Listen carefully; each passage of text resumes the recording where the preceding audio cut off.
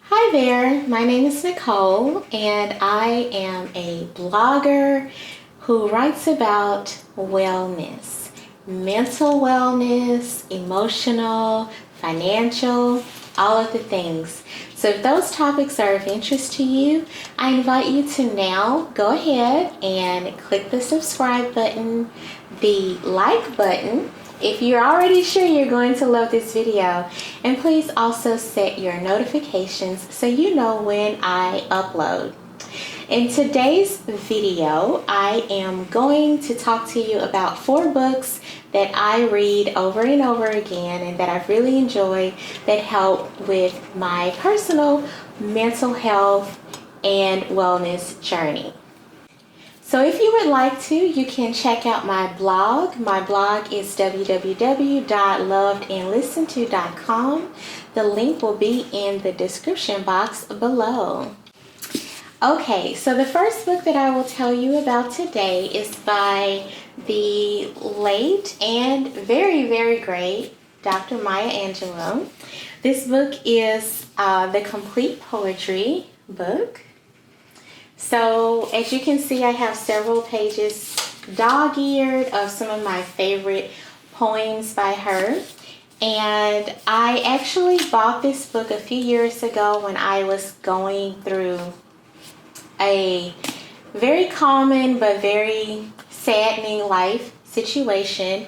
And I would read a poem or two every morning.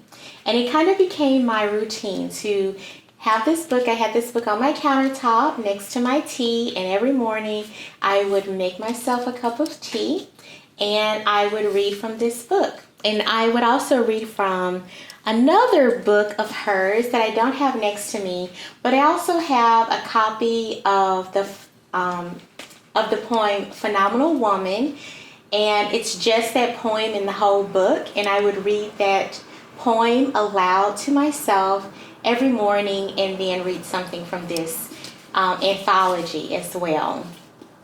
And I really enjoyed reading her poetry because I found it to be very relatable, and her ability to describe really common situations with lots of hope and grace in the words and how she would write about it really inspired me. So I really, really love this book, and I am going to share a favorite passage from the book with you now. Okay, so hopefully this is okay. Hopefully I don't get a copyright strike or anything for doing this, but obviously I am not trying to pass this off as my own work. This is by Dr. Maya Angelou. And if you have this book, I'm going to read the poem Is Love. It's very short. Is Love. And it's on page 222 if you have this exact book. Midwives and winding sheets know birthing is hard and dying is mean, and living's a trial in between. Why do we journey, muttering like rumors among the stars? Is a dimension lost? Is it love? That's so sweet. I love this. Okay. So I could read this whole book to you right now, but I won't. But I just really love her poetry. Some of them are very short, like the one that I just read. And I like that one because it's just kind of questioning, why are we here? What are we doing? What is the purpose of all of this? And that's a question that I ask a lot. So that one really kind of hit home to me. So whenever I'm feeling a little bit down or I need some encouragement from someone who looks like me, who lived through a different time as me, and who came out on the other side as still being very hopeful, because sometimes I do not feel like I have much hope, I turn to Maya Angelou and read some of her work. And I also really enjoy her stories, her other books, not just her poetry. So I definitely recommend any of her work, really, when you're feeling down and you need to hear something that is hopeful. Moving on to the next book. This book is How to Be a Stoic. Let's see. It's the best lighting right here, maybe. So this book, How to Be a Stoic. So I read this book a couple of years ago, and I still refer back to it whenever I kind of need a reminder. So I consider myself somewhat of a practicing Stoic. I don't know if it's possible to be somewhat of a Stoic or not, but if you don't know, you can do your own research about Stoicism, or if you're interested in hearing me talk about it, please feel free to leave a comment below, and I will make a more detailed video about what it means to be a Stoic. But super briefly, the word Stoic is, to me, misused in modern days. This book is about the philosophy of Stoicism, not about what we commonly use the word Stoic to mean, which is a person who is perhaps without a lot of emotion, or a person who can control their emotions. So using only that part, that narrow definition of the word Stoic, has given people a really misguided and just not complete understanding of what it means to be a Stoic. There's a lot of philosophy and commentary and practice that goes into being Stoic or practicing Stoicism, and that practice helps you become more engaged with your emotions, to where you can kind of be an observer of your emotions instead of always being controlled by and manipulated by your emotions and other people's emotions. So this book helped me. I think the lighting is not that great on this yellow cover, but this book really helped me to start to understand how the philosophy of Stoicism can be applied in modern life. And it has lots of really great examples of times when you can apply the basic tenets of Stoicism in your own life. And it kind of gave me one of my first starting points.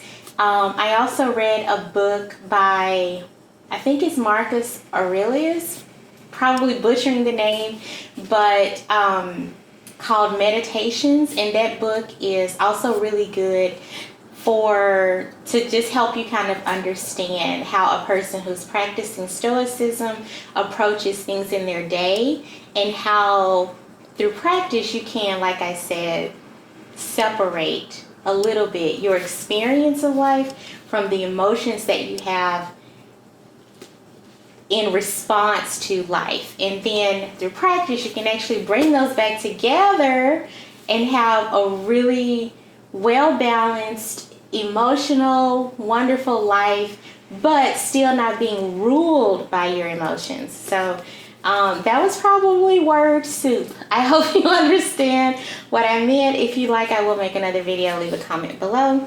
But this book was really helpful to me, and I still refer to it whenever I need a little bit of encouragement on continuing down my journey of practicing Stoicism. Okay, this book, so this is The Gifts of Imperfection by local superstar Brene Brown. Brene Brown teaches, I don't know if she still teaches at the University of Houston. I think she does. But she is very famous at this point, and my personal therapist recommended this book to me. And I tell you, this book, I saw myself in this book like I have never seen myself elsewhere except in my own journals. The subtitle, to give you a little bit about what this is about: let go of who you think you're supposed to be and embrace who you are. Your guide to a wholehearted life. So when my therapist recommended this book, I am definitely like the straight A student kind of person. If the teacher tells me to try something or do something, chances are I'm going to try it or do it.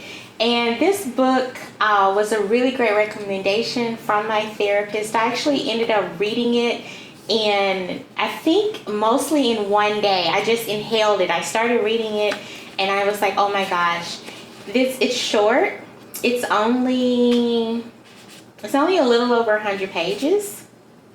It's like 135 or 130, whatever. But so it's a short book, but I saw myself in this book because she talked at length about her own perfectionistic tendencies and how those tendencies made her a bit detached from who she really was, and it made her kind of play the role of her life instead of actually living her life.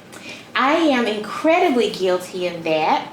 I am still working through my own stuff of figuring out, or I guess reconnecting with who I am and what my personal wants are and all of this stuff. And it's work. It's just, you just have to keep practicing. You have to keep practicing and have to keep trying. So, but it's worthwhile work to be able to start to remove your own judgments of yourself from your life so you can start to live more authentically. And the way that Brene Brown talks about that is she calls it wholehearted. So authentic, wholehearted, they're kind of similar. It's a similar term is what she's using to mean authentic. I'll let you read this book and let you define wholehearted for yourself. But I have to say I really recommend it. Brene Brown also describes herself kind of like a type A person, and she also talks about her first time going to therapy, or one time that she went to therapy, and how she was basically like, hey doctor, tell me what to do so I can fix myself and then I can be done with this. And I just laughed. I laughed and laughed and I cried because that was me. When I first started to go to therapy, I thought it would just be like, I would have assignments to do every week, and then I would do them, and then I would be fixed. And therapy is so much more than that. And therapy is really a journey to knowing yourself, getting to know yourself again, reconnecting with yourself, and working with yourself instead of against yourself, instead of trying to just beat yourself into some kind of submission of what you think you should be. So if that's what you think of therapy currently and you're kind of a type A person, you would really enjoy this book. I highly recommend it.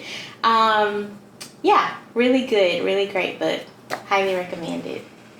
Okay, so the last book is by Eckhart Tolle. I am a big fan. I have gone to see him to do talks. I guess it was not a concert if people aren't singing, but I've gone to see him give talks. And this one is A New Earth, Awakening to Your Life's Purpose. So I think this is maybe his second or third book. I don't remember. Maybe the first one is The Power of Now, but I didn't know anything about Eckhart Tolle when I got this book. I was given this book from a friend. A friend gave me this book, and this book really, I recommend this book to everyone I know. I have bought people copies of this book. I don't think they read them, but I did. I read this book, and it really helped me to understand my ego. So if you know anything about Eckhart Tolle, his kind of the theme that he talks about over and over again is your relationship with your ego. And thankfully, I read this book before I read this one. And I think I read this Stoic one, the Stoicism one, directly after this one. I don't remember the exact order. But if you're looking for kind of like a foundation of understanding your ego and how it can really control your life and your relationships, your interactions with people, how you perform at work, how you understand yourself, which is really the basis of everything. If you need that, or if you're interested in that, I highly recommend this book. I also like Eckhart Tolle because unlike a lot of other spiritual or like new age teachers or people like that, or even like some stuff that we get from organized religions, he does not promise that your life is going to be amazing and perfect and you're going to get everything you want and you're going to just be perfect after you read his book or after you go to his seminar or after whatever. This stuff is like fundamental. So good. It's so good. I can't even think of like better words to say. I like, and part of the reason why I really like the Stoicism book and the practice of Stoicism is that I consider myself like a realistic person, and a lot of times some of the spiritual new agey stuff is like, if you believe hard enough, then life is going to be perfect, nothing bad will happen to you. And that's just not, it's not reality. It's not the matrix that we're in. Like, I'm so sorry. It's not how things go. And to read new age kind of stuff that really just that tells you that you have full, complete control over everything, the external parts of your life, without helping you understand what you really have control over is your own mind and your own actions and your own behavior. I think when we tell people that the external world will start to bend to their will based on if they try hard enough, that's super toxic in my opinion. I don't think you should do that. And I think it also it can make people feel really badly about the things that go wrong in their lives. And no matter who you are, how much money you have, what you look like, where you're from, some stuff is going to go badly in your life. When that stuff goes poorly in your life and before, but especially when it does, you need to have a good understanding of who you really are and how who you are is separate from your ego and separate from the external circumstances of your life. And this book really taught me that, really helped me to understand on a really deep level that I am not my circumstances. I am not just a meat ship walking around to have emotions and to hurl things at people. I am consciousness. I am beyond just this experience of a human life and form. And now that I have a good understanding of that, now I can have a better relationship with my emotions and my ego and with people around me and all this other stuff, because I have a good foundation of like who I am. And yeah, so I'm still working on that relationship, but at least I'm aware that I am not just this life, I guess. Anyway, you read the book yourself and come to your own conclusion, but this book is very helpful to help you understand who you are and how important and great you are, but also how human you are and how things can go bad, but things can go right. And you can adjust your perspective accordingly. So I hope that made sense. I hope these make sense. All of these explanations made sense. I wanted to just speak very from the heart about each of these books because I didn't want to just give you the synopsis of the book. I wanted to try to explain as best as I could about how each of these books have really affected me and helped me in continuing on my mental health and emotional health and spiritual journeys. So yeah, I hope that this video was helpful. I plan to make some more content in the future about other resources that I have used. It's going to be books probably, but other resources that I've used to help me in my mental wellness journey. I read a lot, so I have a lot of books I can talk to you about and a lot of things I can talk to you about. So again, first, if you made it to this point in the video, thank you very much for watching until the end. And if you are interested, if you found any of this information useful, again, please like, share, comment, and subscribe.